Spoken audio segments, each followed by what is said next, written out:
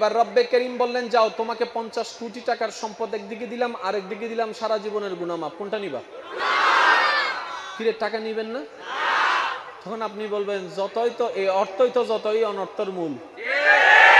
ইসলাম একটা থিওরি, ইসলাম একটা সাজেশন, ইসলাম একটা আপনাকে পরামর্শদাতা, আপনাকে গাইডলাইন দিবে কি করবা কি করিও না, কিভাবে করবা কিভাবে করিও না, কাউকে বিয়ে করবা কাকে বিয়ে করবা না, এগুলা যে পরামর্শ দেয় এটার নাম হচ্ছে ইসলাম। এই ইসলামকে যে যত মানতে পারবে জীবন তার সুখীময় হতে থাকবে সুবহান। এবার আসেন, আমি একটা প্রশ্ন করব, আপনারা যার যেটা মন চাই সেটা উত্তর দিবেন, কিন্তু বুঝে শুনে উত্তর দিবেন, প্রেম নিয়ে উত্তর দিবেন। রাজি আছেন তো সবাই? মনে করেন আল্লাহ পাক রব্বুল আলামিন আমাদেরকে একটা দয়া করলেন, সেটা কি? একদিকে 10 কোটি টাকা, আরেকদিকে সারা জীবনের গুনাহ মাফ। এবার আল্লাহ জিজ্ঞেস করলেন, বান্দা তুমি কোনটা নিবা? আপনারা কোনটা নিবেন?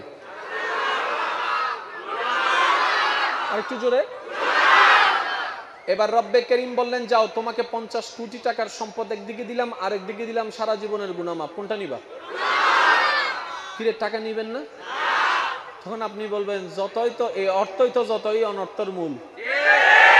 এমনি তো 3 কেজি গুনাহ আছে, এটা আবার যোগ হয়ে গেলে তখন তো আবার আমি এরকম সিরা সারা হয়ে যাব যে আরো গুনার পাহাড় বেড়ে যাবে।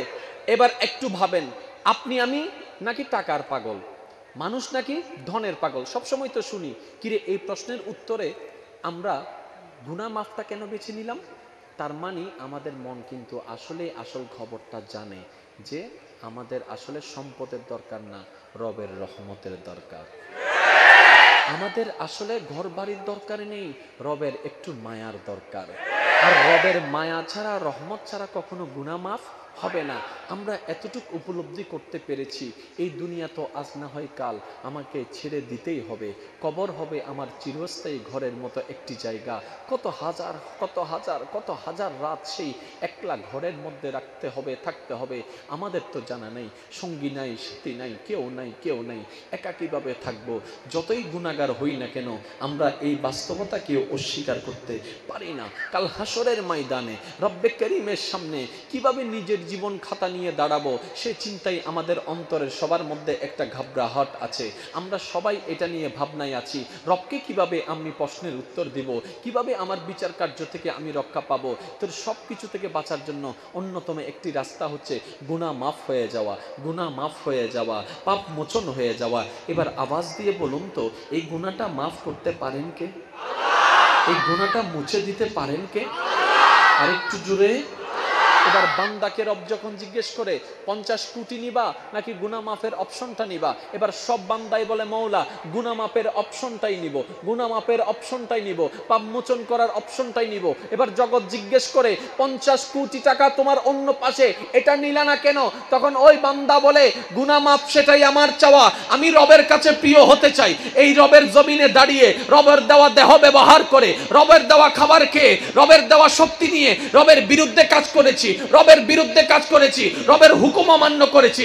দিনকে রাত, রাতকে দিন আমি অভাবের মধ্যে ডুবেছিলাম, এইভাবে না সেইভাবে, কখনো চোখের পাপ, কখনো হাতের পাপ, কখনো মুখের পাপ, কখনো মনের পাপ, কখনো দেহের পাপ, কখনো সিজদার পাপ, কখনো নামাজের মধ্যে পাপ। বিভিন্নভাবে পাপের মধ্যে আমি জড়াইছিলাম, আমি ভুলের মধ্যে ছিলাম। আমার জন্য জাহান্নাম অপেক্ষা করছে যদি গুনাহ মাফ না হয়। যদি আমার রব আমাকে একটু দয়া করে মাফ করে দেয়, এর চেয়ে বড় পাওয়ার কিছু হতে পারে না।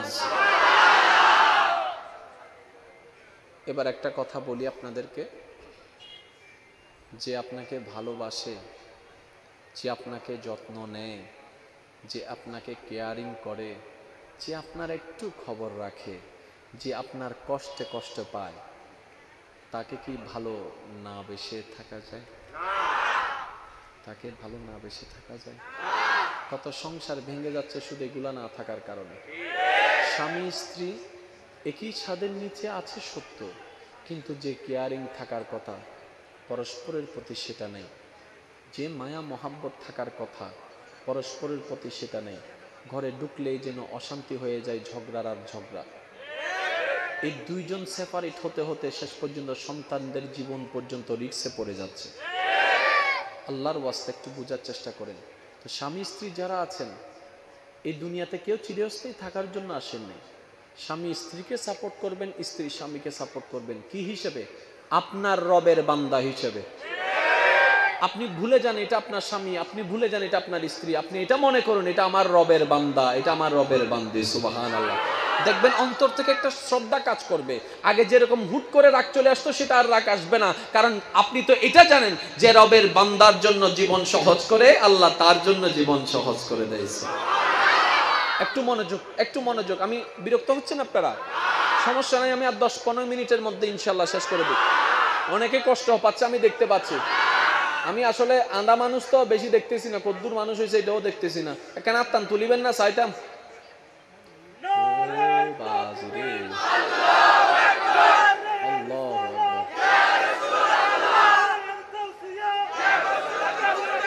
উচ্চ আওয়াজ একবার বলেন মারহাবা। এবার আসেন, গুনাহ মাফ হওয়ার ইচ্ছা আছে না নাই? আর কিছু লাগবে গুনাহ মাফ হয়ে গেলে? আল্লাহ যদি বলে যে মাফ করে দিলাম, সুবহানাল্লাহ, ওই গুনাহ মাফ করবেন কে? জোরে বলেন না কে? আল্লাহ গুনাহ মাফ দুই ভাবে করে। একটা নিজের ইচ্ছায় ডাইরেক্ট করে, আর একটা বান্দার কর্ম দেখে খুশি হয়ে করে। বান্দার কর্মে দুইটা স্টেপ আছে, একটু বুঝার চেষ্টা করবেন। একটা হচ্ছে আল্লাহর মন চাইছে, আল্লাহ ইচ্ছা করলো মাফ করে দিলাম, এটা আল্লাহর এখতিয়ার, এটার জন্য কোনো কারণের দরকার। আর একটা হচ্ছে বান্দার কর্ম দেখে আল্লাহ খুশি হয়ে মাফ করে দেয়। ওই 1000টা কর্মের মধ্যে একটা কর্মের নাম নামাজ। কিন্তু আমরা নামাজ মানে শুধু জানি সওয়াব, নয় নয়, নামাজ মানে গুনাহ মাফ। সুবহানাল্লাহ বলেন না? আপনাদের আওয়াজ শুনে আমি সামনে আগাবো, আর একটু জোরে বলেন। গুনাহ মাফ হওয়ার অন্যতম একটি জারিয়া হচ্ছে নামাজ। গুনাহ মাফ হওয়ার অন্যতম একটি জারিয়া হচ্ছে রোজা। গুনাহ মাফ হওয়ার অন্যতম একটি জারিয়া হচ্ছে হজ যাকাত।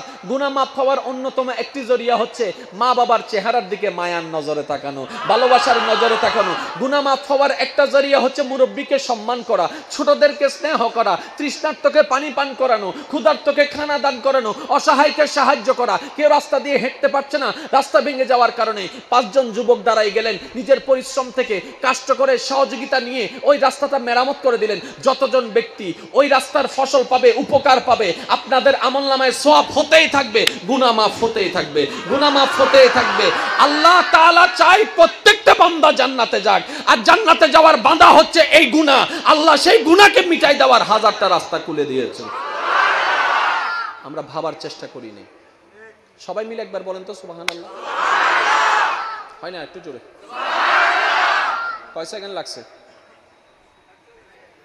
1 সেকেন্ড তুনো হম হওয়াদের নেনু সেকেন্ড। 1 সেকেন্ড তুনো হম কি সেকেন্ড? আর কেন জোরে হও না? এই 1 সেকেন্ডেরও কম সময় লেগেছে আল্লাহর নামের প্রশংসা করতে। এবার কারো জবান চুপ করে থাকবে না, বসা দাঁড়ানো যে যেখান থেকে আছেন সবাই মিলে একবার ঈমানি গর্জন দিয়ে বলেন সুবহানাল্লাহ। তাহলে এই যে সুবহানাল্লাহ আপনি বললেন, আপনার পরিশ্রম হয়েছে।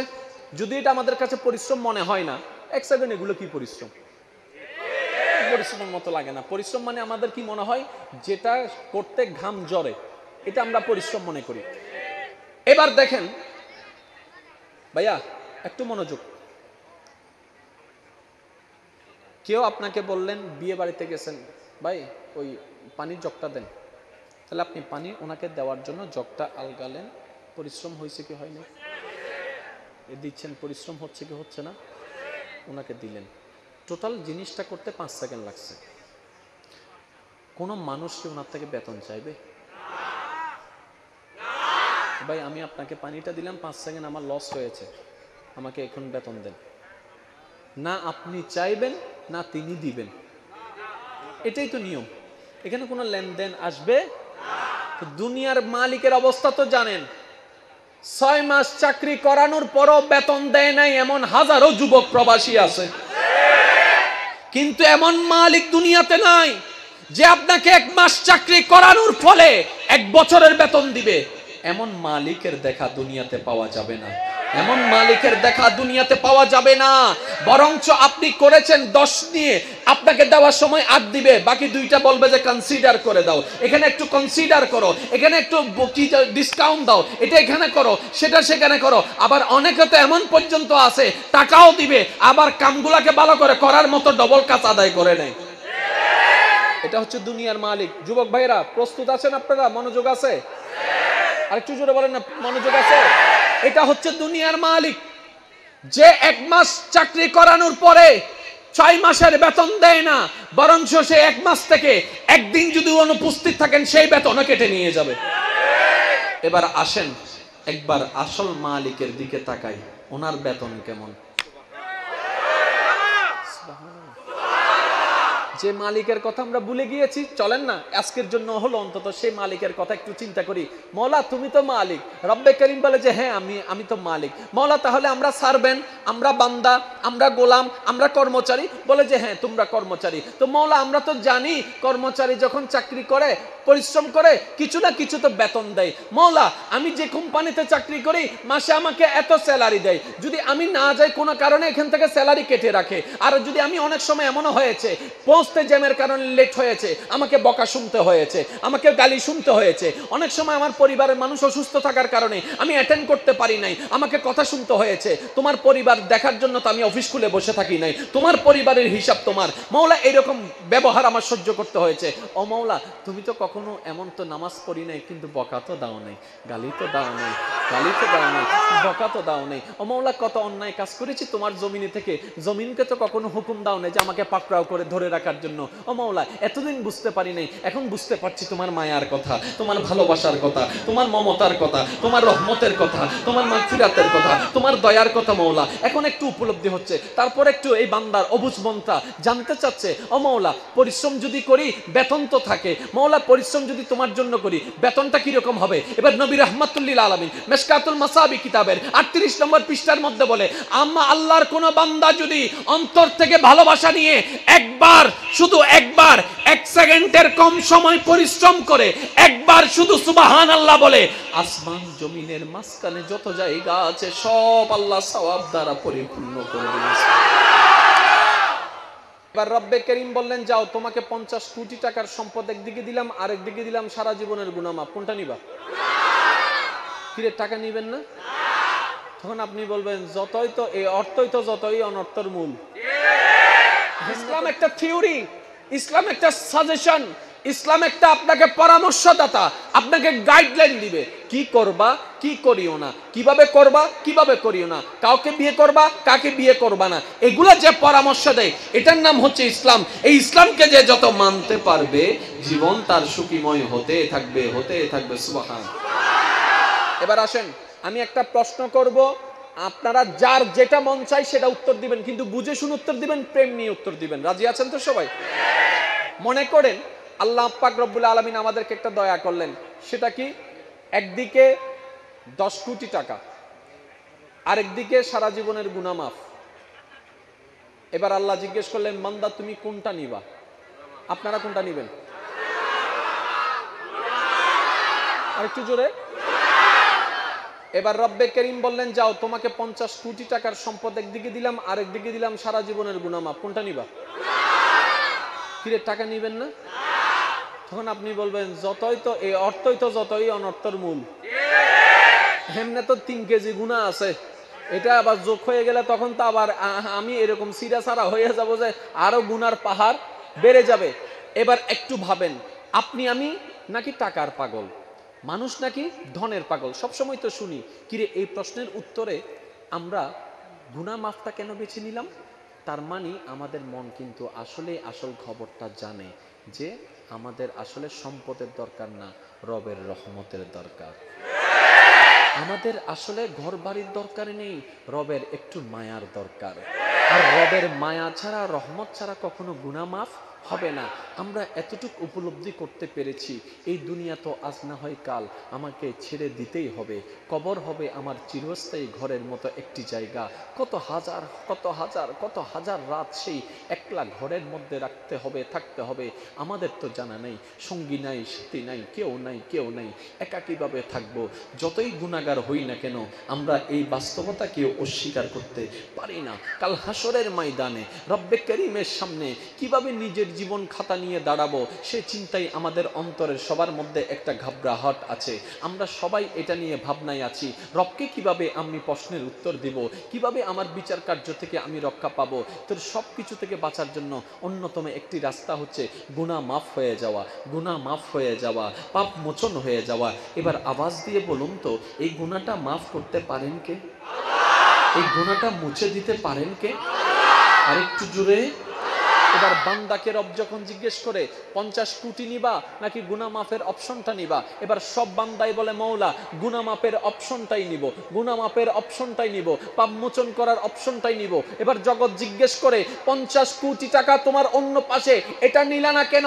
তখন ওই বান্দা বলে গুনাহ মাফ সেটাই আমার চাওয়া, আমি রবের কাছে প্রিয় হতে চাই। এই রবের জমিনে দাঁড়িয়ে রবের দেওয়া দেহ ব্যবহার করে, রবের দেওয়া খাবার খেয়ে, রবের দেওয়া শক্তি নিয়ে রবের বিরুদ্ধে কাজ করেছি, রবের বিরুদ্ধে কাজ করেছি, রবের হুকুম অমান্য করেছি, দিনকে রাত, রাতকে দিন আমি অপাপের মধ্যে ডুবেছিলাম, এইভাবে না সেইভাবে, কখনো চোখের পাপ, কখনো হাতের পাপ, কখনো মুখের পাপ, কখনো মনের পাপ, কখনো দেহের পাপ, কখনো সিজদার পাপ, কখনো নামাজের মধ্যে পাপ, বিভিন্নভাবে পাপের মধ্যে আমি জড়াইছিলাম, আমি ভুলের মধ্যে ছিলাম, আমার জন্য জাহান্নাম অপেক্ষা করছে যদি গুনাহ মাফ না হয়। যদি আমার রব আমাকে একটু দয়া করে মাফ করে দেয়, এর চেয়ে বড় পাওয়ার কিছু হতে পারে না।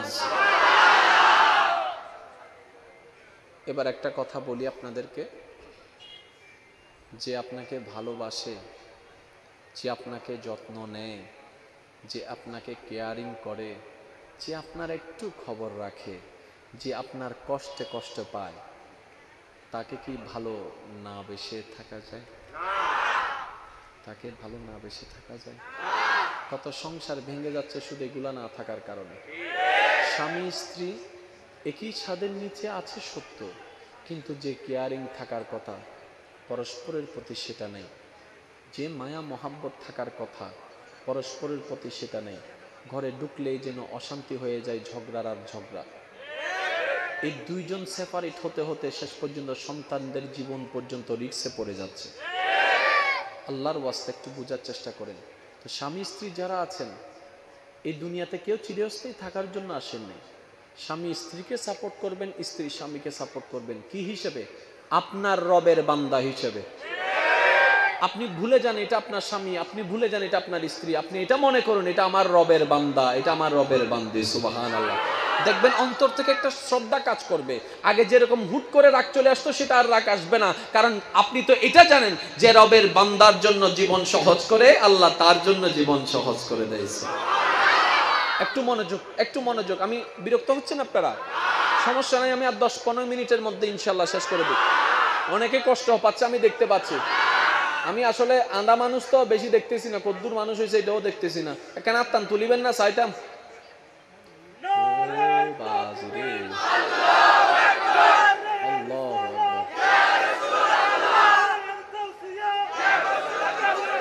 উচ্চ আওয়াজ একবার বলেন মারহাবা। এবার আসেন, গুনাহ মাফ হওয়ার ইচ্ছা আছে না নাই? আর কিছু লাগবে গুনাহ মাফ হয়ে গেলে? আল্লাহ যদি বলে যে মাফ করে দিলাম, হায় হায় সুবহানাল্লাহ, ওই গুনাহ মাফ করবেন কে? জোরে বলেন না কে? আল্লাহ গুনাহ মাফ দুই ভাবে করে। একটা নিজের ইচ্ছায় ডাইরেক্ট করে, আরেকটা বান্দার কর্ম দেখে খুশি হয়ে করে। বান্দার কর্মে দুইটা স্টেপ আছে, একটু বুঝার চেষ্টা করবেন। একটা হচ্ছে আল্লাহর মন চাইছে, আল্লাহ ইচ্ছা করলো, মাফ করে দিলাম, এটা আল্লাহর এখতিয়ার, এটার জন্য কোনো কারণের দরকার। আর একটা হচ্ছে বান্দার কর্ম দেখে আল্লাহ খুশি হয়ে মাফ করে দেয়। ওই 1000টা কর্মের মধ্যে একটা কর্মের নাম নামাজ। কিন্তু আমরা নামাজ মানে শুধু জানি সওয়াব, নয় নয়, নামাজ মানে গুনাহ মাফ। সুবহানাল্লাহ বলেন না? আপনাদের আওয়াজ শুনে আমি সামনে আগাবো, আর একটু জোরে বলেন। গুনাহ মাফ হওয়ার অন্যতম একটি জারিয়া হচ্ছে নামাজ, গুনাহ মাফ হওয়ার অন্যতম একটি জারিয়া হচ্ছে রোজা, গুনাহ মাফ হওয়ার অন্যতম একটি জারিয়া হচ্ছে হজ যাকাত, গুনাহ মাফ হওয়ার অন্যতম একটি জারিয়া হচ্ছে মা বাবার চেহারার দিকে মায়ার নজরে তাকানো, ভালোবাসার নজরে তাকানো। গুনাহ মাফ হওয়ার একটা জারিয়া হচ্ছে মুরব্বীকে সম্মান করা, ছোটদেরকে স্নেহ করা, তৃষ্ণার্তকে পানি পান করানো, ক্ষুধার্তকে খানা দান করানো, অসহায়কে সাহায্য করা। কেউ রাস্তা দিয়ে হেঁটতে পারছে না, রাস্তা ভেঙে যাওয়ার কারণে 5 জন যুবক দাঁড়াই গেলেন, নিজের পরিশ্রম থেকে কষ্ট করে সহযোগিতা নিয়ে ওই রাস্তাটা মেরামত করে দিলেন। যতজন ব্যক্তি ওই রাস্তার ফসল পাবে, উপকার পাবে, আপনাদের আমলনামায় সওয়াব হতেই থাকবে, গুনাহ মাফ হতেই থাকবে, গুনাহ মাফ হতেই থাকবে। আল্লাহ তাআলা চাই প্রত্যেকটা বান্দা জান্নাতে যাক, আর জান্নাতে যাওয়ার বাঁধা হচ্ছে এই গুনাহ। আল্লাহ সেই গুনাহকে মিটাই দেওয়ার হাজারটা রাস্তা খুলে দিয়েছেন। আমরা ভাবার চেষ্টা করি নাই। সবাই মিলে একবার বলেন তো সুবহানাল্লাহ। হয় না? একটু জোরে। কয় সেকেন্ড লাগছে? 1 সেকেন্ডের তুনো হম হওয়াদের নেনো সেকেন্ড। 1 সেকেন্ডের তুনো হম কি সেকেন্ড? আর কেন জোরে হও না? এই 1 সেকেন্ডেরও কম সময় লেগেছে আল্লাহর নামের প্রশংসা করতে। এবার কারো জবান চুপ করে থাকবে না, বসা দাঁড়ানো যে যেখান থেকে আছেন সবাই মিলে একবার ঈমানি গর্জন দিয়ে বলেন সুবহানাল্লাহ। তাহলে এই যে সুবহানাল্লাহ আপনি বললেন, আপনার পরিশ্রম হয়েছে।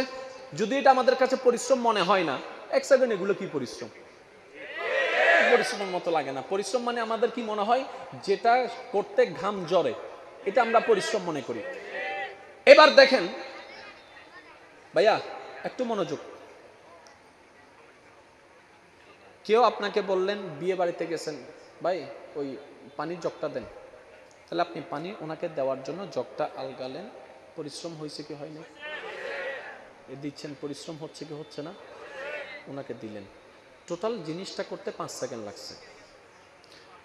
কোন মানুষ কি ওনার থেকে বেতন চাইবে?